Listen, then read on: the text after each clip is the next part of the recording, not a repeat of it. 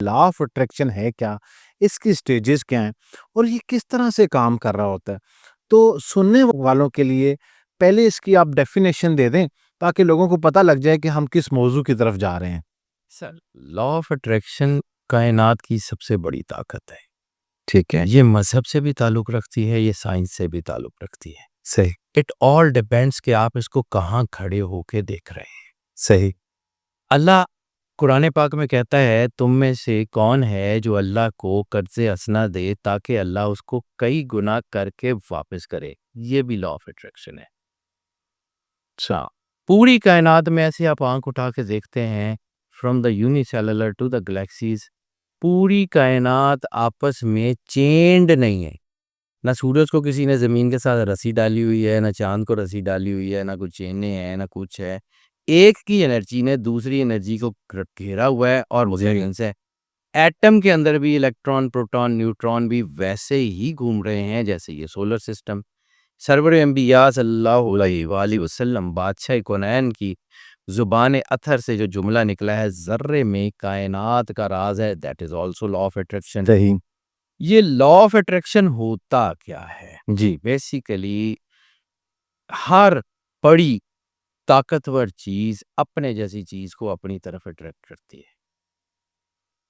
Us law of attraction کا ایک عام سا مطلب ایک نشانی جو ہماری سوسائٹی میں ملتی ہے، میں تاکہ اس کے صرف بنیاد بتا، جی اللہ نے روحیں بنا دی، اللہ کا وعدہ لے لیا، صحیح تم میں سے جو ہے نا کوئی بھی میرے علاوہ کسی کی عبادت نہیں کرے گا۔ روحوں نے کہا ہاں جی ہم بالکل نہیں کریں گے۔ اللہ نے کہا کہ اپنا کانسنٹ دے دو۔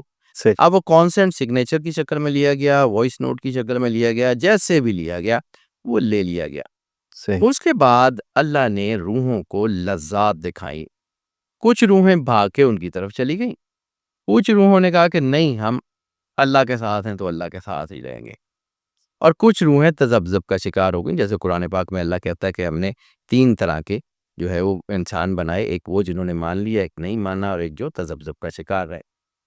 اب ان کے اندر نیگیٹیوٹی کی اٹریکشن تھی تو نیگیٹیوٹی نے ان کو کھینچ لیا، ان کے اندر اللہ کی اٹریکشن تھی، ان کے اندر اللہ کا نور تھا تو اللہ کے نور نے ان کو کھینچ لیا۔ ان کے اندر اللہ کا نور بھی تھا، نیگیٹیوٹی بھی تھی، کبھی ادھر جاتے تھے کبھی ادھر جاتے تھے، تو پھر اللہ نے ان سب انسانوں کو امتحان گاہ میں اتار دیا۔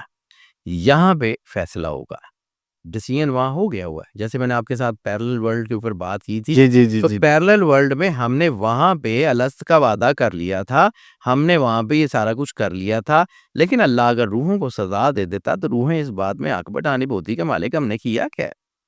تو پھر اللہ نے ان کو جسم کا لباس دیا، نیچے اتار دیا، سافٹ ویئر اور چپس وہی لگا دی جو پہلے والی تھی۔